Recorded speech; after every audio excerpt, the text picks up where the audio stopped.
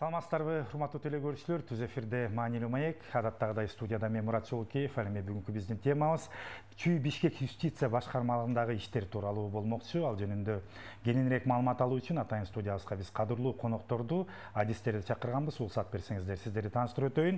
Исламкулов Медер Өмүргазиевич, Чүй Бишкек юстиция башкармалыгынын башчысынын орун басары жана ошондой эле Байгазиев Адилет Бактыбекович, ушул айтылган башкармалыктын башкы адиси. Урматтуу коноктор, студиябызга кош келиптирсиздер. Саламатсыздарбы? Эскертейин, түз эфирде иштеп жатабыз. Эгерде айтылып жаткан ушу Чүй Бишкек юстициясы башкармалыгы боюнча кандайдыр бир суроолоруңуздар, пикирлериңиздер, ойлоруңуздар болсо, анда 67 01 91 сандарын терип түз байланышка чыксаңыздар болот. Дагы бир жолу эскертип коеюн. 67 01 91 биздин түз телефонубуз.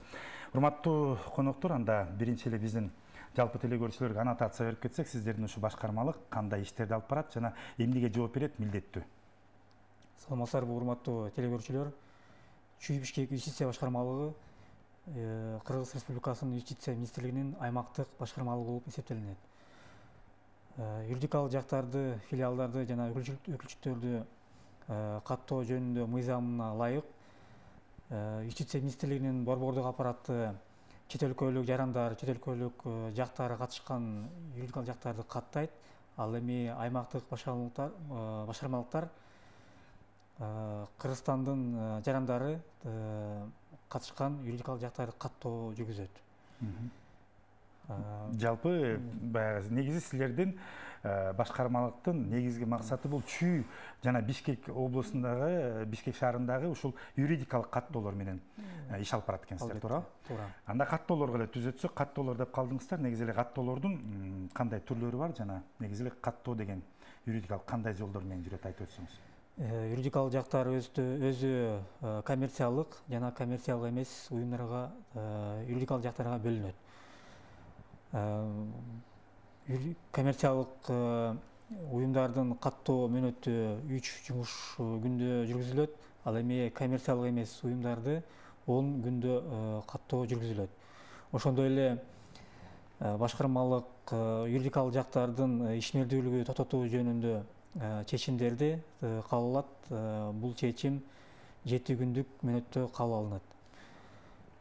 Айта кетсек, мисалы коммерциялык уюмдардын бири жоопкерчиликке четелеген коом болуп эсептелинет. Бул коомду каттоо үчүн башкармалыкка каттоо арызы, чечим, коомду түзүү жөнүндө жана жетекчинин жана уюштуруучунун паспортунун көчүрмөсү тапшырылат.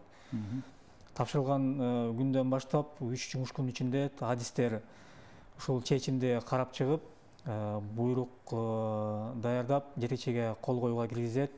Андан соң бул буйрук катталып, базага, атайын электрондук база бар. Бүт республикалык аймакка тиешелүү бирдиктүү электрондук база бар. Ошого киргизилип, андан соң статистика органдары тарабынан ОКПО деп коет, код ыйгарылат. Андан соң салык кызматы тарабынан идентификациялык салык номеру ыйгарылгандан кийин күбөлүгүн алып өз ишин баштаса болот. Кандай учурларда, айтып өтсөңүздөр, урматтуу Адилет мырза, сизге кайрылайын. Кандай учурларда ушул юридикалык каттоолорго басым жасасак, каттоодон баягы өтпөй калышы мүмкүн? Өзү Кыргыз Республикасынын каттоо боюнча мыйзамында өзүнчө 11-чи беренеде жанагы коммерциялык жоопкерчиликке чектелген коомдун өзүнүн эмелери бар. Мындай требованиялар бар ар биринде. Анан кийин тиешелүү документтер. Азыр көбүнкү учурларда жоопкерчиликке чектелген коомдор көбүнчөсү ачылат. Ошондон мыйзам менен эки эле, мындай айтканда, документ эме кылынат. Бул чечим уюштуруучунун жана уюштуруучунун жана жетекчисинин копия паспортторлорун эме кылышат, берилет. Андан кийин жаран өзүнүн укуктарын доверенность менен берсе, представление интересов орусча айткандачы, бергенде ошо доверенности жана доверенное лицо копия паспортун салат. ошо менен 3 күн 3 күндө сиздер текшересиздер. 3 күн ичинде жумуш күн текшеребиз. Бүт баары талапка туура келсе, биз буйрук чыгарабыз. Же бул положительный буйрук чыгарабыз, же болбосо канааттандырылган эмес деп түшүнүктүү. Сиз мына сөзүңүздө айтып өттүңүз, баягы юридикалык кай бир учурларда иш токтотуу процессинде карайт экенсиздер да. Ал кандай учурларда кездешет? Эгерде юридикалык жак өзүнүн ишмердүүлүгүн токтотом деп чечим кабыл алган учурларда жана сот тарабынан ишмердүүлүк токтотулсун деген чечим чыккан учурларда ишмердүүлүк токтотулат. Андан сырткары банкротство деп коет. Банкротство жөнүндө мыйзамдын талабына ылайык чечим кабыл алынат. Ал учурда дагы соттун чечими же ушул уюштуруучулардын чечим негизинде. Ушул 3 учурда. Эгерде өз ыктыяры менен токтотом деген учурларда чечим кабыл алынат. Чечим кабыл алгандан кийин 3 күндүн ичинде юстиция башкармалыгына билдирүү берилет. Мисалы, ушул коом жоопкерчиликке четелеген коом токтотуу процессинде болот деп бизге билдиргенден кийин юстиция башкармалыгы 7 жумуш күн ичинде салык кызматы, таможня, статистика жана соцфонд органдарына билдирүү берилет. Билдирүү берилгенден соң бул маалымат юстиция министрлигинин расмий сайтына жайгаштырылат. Андан соң 2 айдын ичинде ошол маалымат 2 айдын ичинде турат да. Андан соң тийиштүү документтерин чогултуп юстиция башкармалыгына тапшырылгандан соң чечим кабыл алынып жана электрондук базага киргизилет. Айтып койчу дагы бир жагдай бар. Ошол 2 айдын ичинде ушул жактын кандайдыр бир өзүнүн милдеттери болобу, кандайдыр карыздар болобу, ошол баардыгы жоюлуш керек. Ошол талап кылган талаптар ошол 2 айдын ичинде кабыл алынат. 2 ай бүтмөйүнчө чечим кабыл албайбыз. 2 ай өткөндөн соң айта кетсем, документтерде салык кызматынан эч кандай бюджетке карызы жоктугу жөнүндө маалымат, архивге тапшырылгандыгы тууралуу корутунду, ошол печать штамптары жок кылгандыгы жөнүндө справканы, ошонун баардыгын чогултуп туруп юстиция башкармалыгына тапшырат. Кайра каттоо деген түшүнүк бар да, ошо мындай маалымат берип өтсөңүздөр, себеби бул дагы өтө бүгүнкү күндө маанилүү болуп атат да. Сиздерге тийиштүү да ушул кайра каттоо. Кайра каттоо менен эме кылсак айтканда, ошо айтып кеткендей коммерциялык эмес эмелерге, юридикалык жактарларга өзүнүн талаптары бар. Мисалы үчүн ошо эле жоопкерчиликке чектелген коомго эме кылсак, карасак, эмесин уюштуруучулар курамы боюнча өзгөрүлгөн болсо, бул келишим бериш керек жана чечим. Анан кийин жаңы уюштуруучулардын копия паспорттарын тиркелет. Ошо менен тууралуу болсо, биз канаттырып чечим чыгарып беребиз. Негизи мындай жалпак тил менен түшүндүрүп койсок, сиздер кагаз түрүндө жазылганда айтып атасыз да, телекөрүүчүлөргө түшүнүксүз болуп калса мүмкүн. Айтсаңыздар мынакей, мен айтып атам кайра каттоо деп, сиздер мынакей жаңы ачылып аткан ошо сиздер айткан ЖЧК, юридикалык. Же болбосо кайра каттоонун айырмачылыктары каттоодо эмнеде болот? Биринчиден, мындай айтканда, жалпак сөз менен айтканда, Чүй Бишкек юстиция башкармасы мындай айтканда юридикалык жактардын роддому да. Жалпак тил менен айтканда ошо жерден төрөтүү, ошо жерден төрөлөт, юридикалык жак төрөлөт. Мындай айтып кеткенде, ошо жерден бүт ошо юридикалык төрөлгөндөн баштап ошондордун тарыхы бүт баары бизде болот. Мисалы үчүн кандайдыр бир адам ЖЧК ачылды, анан кийин ошо юридикалык жакты мындай айтканда сатып же уставдык капиталды көтөрүү боюнча бир чечим кабыл алды. Уставдык капитал чечим калса, жөн эле чечим кабыл алат. Уставдык капитал көтөрүлдү деп бизге ошо эле чечимди кабыл алат. Андан кийин күбөлүктү берет.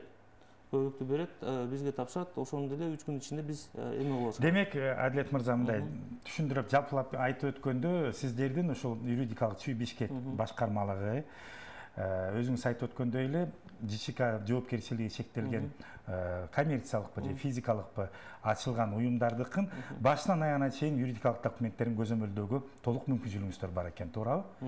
Демек, эми бул жерден дагы бир маанилүү маселелерге өтсөк, юридикалык жактан карапайым калк, анын ичинде биз деле журналисттердин арасында сабаттуулардын саны өтө эле аз. Ушул себептен экөөңүздөргө жалпы суроо ушул Чүй Бишкекте элди юридикалык жактан ушу алдыга үндөп, сабаттуулукту жою боюнча кандайдыр бир иш-чаралар жүргүзүлүп атабы? Жерлерге барып кандайдыр бир агитациялык иштерди мындай так айтканда кандайдыр бир ошол эле сиздер айткан ЖЧКнын ачылышы же болбосо башка документация боюнча түшүндүрмөлөрдү берүү боюнча? ИЧЦ министрлигинин бирден бир функциясы болуп эсептелинет. Бул укуктук пропаганда, укуктук үгүттөө. Ушул багытта дагы иш-чара жүргүзүлөт. Мисалы айтсак, мына жакында эле Чүй облусу боюнча автобус солидарности деген иш-чара жүргүзүлдү. Башын айтканда Кемин, Чүй району, Аламүдүн, Сокулук району, азыркы учурда Москва районунда жүргүзүлүп жатат. Мына ал жерлерге кимдер барат, анын максаты ошол жөнүндө кенен маалымат берип койсоңуз. Ал жерде бир эле юстиция органдарынын кызматкерлери эмес, башка мамлекеттик органдардын кызматкерлери катышат. Мисалы кайсы? Мисалы ЗАГС, ошол учурда салык кызматынан да катышкан учурлар бар. Госрегистр, жер боюнча маселе болсо, ошол жарандардын суроолоруна толук кандуу жооп берүүгө мүмкүнчүлүк бар. Атайын ушул автобус солидарности деген аталыштагы иш-чараны уюштурганы проон эл аралык донорлордун жардамы жүргүзүлөт. Ошол былтыр юстиция министрлигинин жетекчилигинин суроосунун негизинде ошо донорлор юстиция министрлигине 2 автобус, микроавтобус алып беришкен. Ушул бирөөсү ушул түшүнүктүү. Ошол жерде мынакей түшүндүрүү маанилүү кандай көйгөйлөрдү ошо калк Чүй облусунун Бишкек шаарына айтып атышат, кайсыл маселелер көбүрөөк көтөрүлүп атат жана аны чечүү боюнча кандай аракеттер жүргүзүлүп атат? Статистикаңыздар барбы? Статистика негизи бар. Көпчүлүк учурунда жер мыйзамдар, үй бүлөлүк мамилелер жана айрым учурларда нотариуска тиешелүү маселелер да бар. Ошолорду нотариус жөнүндө сөз сүйлөшөбүз. Айтсаңыздар, мынакей сиздерге мен кайрылдым деген ошол эле жер маселеси же болбосо сиз айтып аткандай ошо үй бүлөлүк ортодогу баягы маселелер боюнча жеринде ошол жерден чечүүгө мүмкүнчүлүгүңүздөр барбы же мен кайрадан сиздерден консультация алып алып Бишкекке келишим керекпи же борбордон же болбосо тиги облустун башка борборлоруна барышым керекпи? Негизи жеринде бул иш-чаранын максаты түшүндүрүү иштери жүргүзүү, консультация берүү. Демек, ордунда көйгөйдү чечүүгө мүмкүнчүлүк жок экен, сөзсүз түрдө сиздерге толук кандуу чечүү мүмкүн эмес. Ордуна чечилчү маселелер барбы? Мисалы, кандай десем, мисалы орусча айта бериңиз. Орусча эми ошол багытты түшүнүп берсе, мисалы бул жака барышым керек, барым керекпи, кереги жокпу деген, мисалы туура эмес багыт. Балким сиздерге кайрылбай деле ал маселени чечип коюучу баягы шарттар бардыр, ошонун баардыгын жалпы түшүндүрүп берет экенсиздер. Өзүңүз айтып калдыңыздар да, ошо нотариуста ушул сөздү козгоп кетсек, бүгүнкү күндө баарыбыз жакшы билебиз, өзгөчө Бишкек Чүй облусунда жеке менчик нотариалдык конторалар, андан тышкары баягы юридикалык сиздерге баш ийген мамлекеттик нотариалдык конторалар бар да. Ошол эле учурда тарифине токтолсок да, кайсыл маселелер менен ошол эле жеке менчикке кайрылбай сиздерге кайрылса болобу, кайсыл маселелер менен кайрылса болот жана атайын прайс түзүлгөнбү? Акча баасы элге өтө маанилүү да, себеби менин оюмча мамлекеттик бул арзаныраак болуш керек, жеке менчиктер кымбатыраак болуш керек. Ошол эле машинени, автоунааны же болбосо үйдүн документацияларын тастыкташ үчүн кандай негизи эң башкысы баягы акча жагына да токтолуп кетсеңиз, жалпы маалымат берип кетелик. Нотариалдык аракеттер үчүн мамлекеттик алым бар. ал атайын өкмөттүн буйругу токтоо менен бекитилген бар тизме бар. Эң көбүнчө ушул документтин көчүрмөсүн гүлөндүрүү көбүнчө кайрылат. Банктан ар кандай кредит алат, ошол учурларда залогко бирөөгө өзүнүн мүлкүн койгондо ошолорду нотариустан өткөрүлөт. Мамлекет нотариустар тарабынан эки аракет бар. Бул мураскорлукту каттоо жана ошол банктагы залогдор боюнча аракет жүргүзөт. Ошол мамлекет нотариустар гана жүргүзө алат. Калган нотариалдык аракеттер жеке менчик нотариустар да жүргүзө алышат. Эми баасы боюнча мамлекет нотариус тарабынан болгону мамлекеттик алымда алынат. Атайын бекитилген. Мамлекеттик жеке менчик нотариустар болсо, алар өзүнүн ошол мамлекет тарабынан бекитилген алымдан сырткары өзүнүн ишмердүүлүгүн ишке ашыруу үчүн каражаттарды топтоо үчүн дагы кошушу мүмкүн. Демек, мисалы мен кандайдыр бир суроолор боюнча мамлекеттик нотариалдык конторага кайрылдым дейин. Кире бериште сиздердин ошол тизме илингенби, кайсыл суроо менен кайрылсам чечиш үчүн канча сумма акча төлөшүм керек деген ушул кызык болуп атат да. Сол чөнтөккө салынбасын деген мааниде да. Турат, ар бир нотариалдык конторада атайын стенд бар. Бир эле мамлекеттик нотариус эмес, ошол эле жеке менчик нотариустардан атайын илиниш керек. Кайсы аракеттер боюнча, кайсы прейскурант, ошондой. Кысача ошондой. Демек бар экен. Бар. Демек кайрылганда ошо нотариуска кирердин астында таанышып алып, ошол сумманы төлөп, андан ашыкты төлөгөнгө жарандардын мүмкүнчүлүгү бар экен. Ал ушундай мыйзам тарабынан талап коюлган. Ошол киргенде ошондой болуш керек. Мынакей, сиздерге чүй Бишкек деп атабыз. Бул чүй өзү бүгүнкү күндө ички миграция аябай өнүккөн, жана элдин саны өтө көп. Бишкек менен чүйдө баягы облустардын алдыңкы катарында болот да. Ошол себептен аймактарда сиздердин бөлүмдөр барбы? Бишкекке келип отурбай, жеринен баягы жарандар өз көйгөйүн чечүүгө. Чүй Бишкек ИСД башкармалыгында негизи ошол башкармалыктын аппараты жана жеринде мамлекеттик нотариустар бар. Райондордо бөлүмдөр каралган эмес, штат боюнча каралган эмес. Болгону айтып кетиш керек. Айрым райондордо акысыз юридикалык жардам берүү боюнча борборлор ачылган. Ички министрлигинин алдында мамлекет кепилдеген юридикалык жардам берүү боюнча координациялоо борбору бар. Ошол борбор тарабынан уюштурулуп, жеринде ушундай борбор ачылат. Ал жеринде ошол борборлордо атайын реестрге киргизилген адвокаттар ошол жака ишти жүргүзүшөт. Мисалы айта кетем, азыркы учурда Бишкек шаарында бар, Кемин районунда бар, Москва районунда бар. Эгерде жарандын кандайдыр бир маселе болсо, ошол жака барып, акысыз юридикалык консультация алганга мүмкүнчүлүк бар.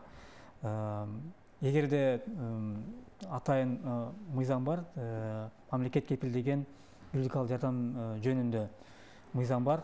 Ошол жерде талаптарга критерийлер бар. Ошол талаптарга жооп берсе, ошол жана мен жогору айтканда координациялоо борборунун тарабынан, координатор тарабынан адвокат бекитип берет. Ошол адвокат кылмыш иштерге жана жарандык иштерге катышууга ордер деп коет, ошого катышат. Демек, урматтуу телекөрүүчүлөр, баса белгилеп кетели, эгер кандайдыр бир сиздердин юридикалык боюнча суроолоруңуздар, маселеңиздер болуп калса, Кемин районунда атайын бекер адвокаттар иштейт экен, андан тышкары Москва районунда дедиңиздер. Бишкекке келип убара болуп отурбай эле, сөзсүз түрдө ошол бекер адвокаттарга кайрып өзүңүздөрдүн көйгөйгө чечүүгө толук мүмкүнчүлүгүңүздөр бар экен. Муну баса белгилеп өтүш керек. Кошумчалап айтсам уруксатпы? Сөзсүз түрдө. Мына 2-3 күн мурун так айта албайм, Панфилов районунда ИЧТ министрлигинин өкүлдөрүнөн барып атайын ошонун борбору ачылып келди. Мына жакында эле. Панфилов районунда да ачылыптыр. Ачылды. Демек, Кайыңды шаарында ошол жерден барып, ал жерден дагы өз көйгөйлөрүн чечүүгө мүмкүнчүлүк бар экен. Бул өтө жакшы да, себеби айтып атпайлыкпы, юридикалык сабаттуулук, чындыгында эле бул бүгүнкү күндө өтө чоң көйгөй да.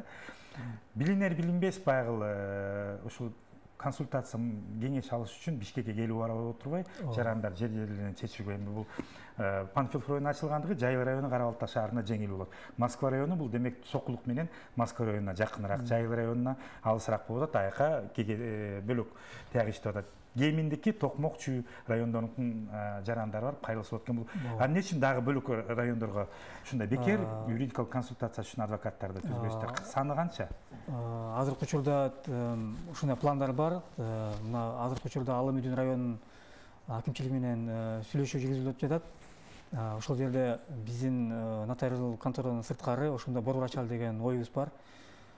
Кудай бурса, жакын арада ошо атайын бөлмө бөлүп берсе, ошол бөлмөнү атайын ремонттоон жүргүзүп, атайын шаймандар менен компьютер керек болсо эмеректер менен камсыз кылып, ошондой иш чара даяр болгондон кийин атайын юстиция министрлигинин жетекчилик тарабынан барып, атайын ачылыш жүргүзөбүз.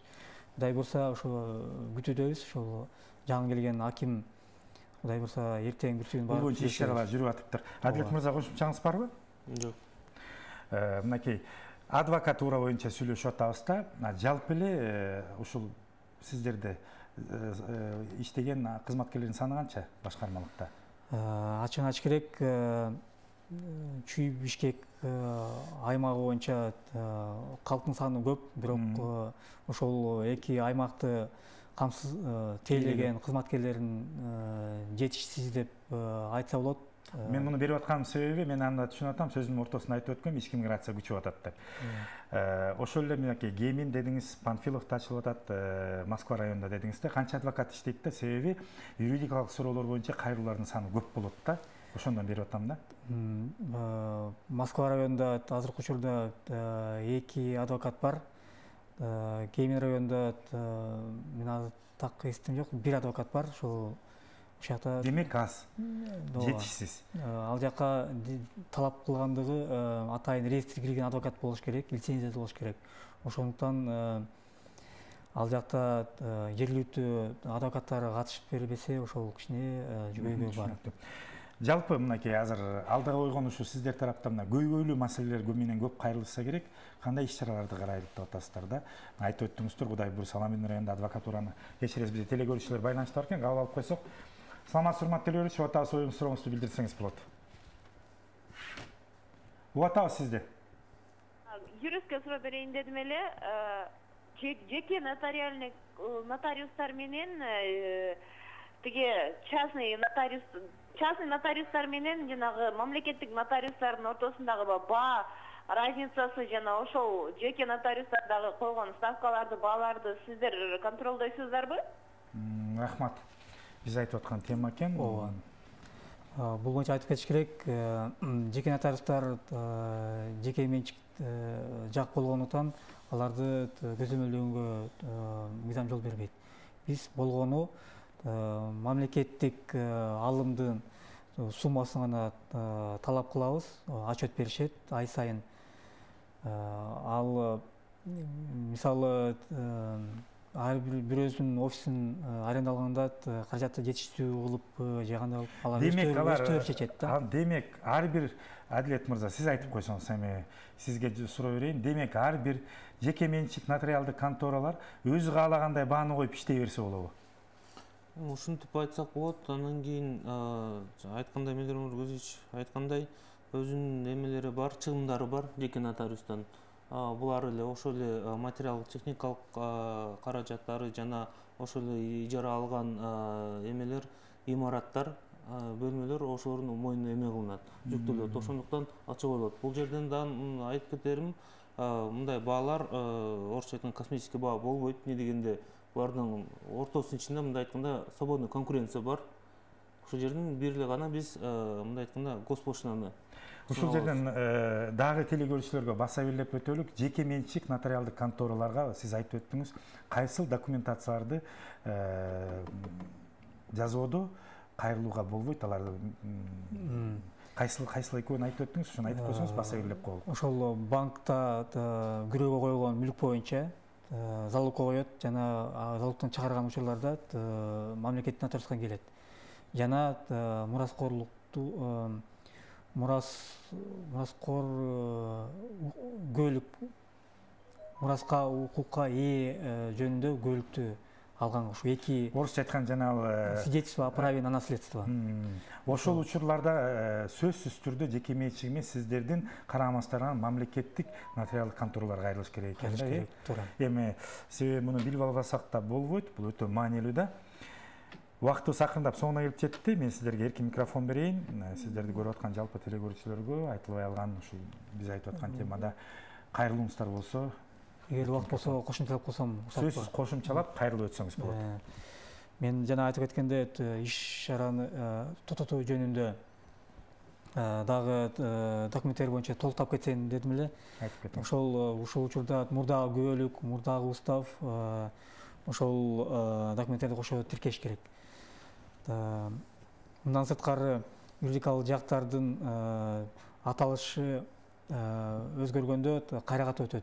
Ал эми жетекчиси алмашканда, ошол эле уюштуучулардын жетекчилеринин паспорттуу маалыматтары өзгөргөндө, адрес Бишкек шаарындагы ичинде адрестери дареги өзгөргөндө, сөзсүз түрдө 30 күндүн ичинде юстиция башкармалыгына билдирүүгө милдеттүү. Ошол билдирүү бизге келгенден кийин ошол учурда социалдык фонд, статистика жана салык кызматы органдарына билдирүү беребиз. Себеби алар да өзүнүн базасын жүргүзүшөт, ар бир юридикалык жак боюнча. Кысача ошол кошумчам. Ал эми айрылууңуз болсун. урматтуу тергөөчүлөр, юстиция башкармалыгы тарабынан иш чаралар жүргүзүүдө мыйзамга талапка ылайык иш жүргүзөт. Айрым учурларда кайрылуулар болсо, түзө келип жетекчи жана жетекчинин орун басары мага келсеңиздер болот, маселе болуп калсын. Дарегиңиздерди байланыш телефондору айтып өтсөңүз болот.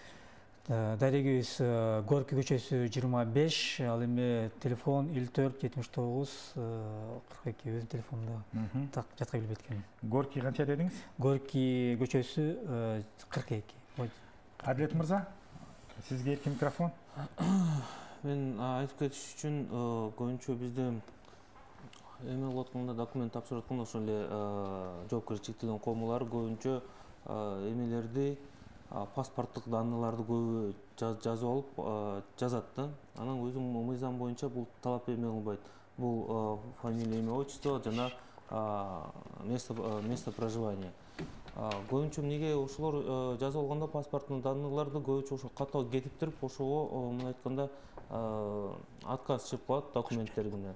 Ошо бир эме кылса айтат эле, ошону мыйзам менен талап койгон эмес. Ошо паспорттук данныйлар жазууда чечим кабыл атканда.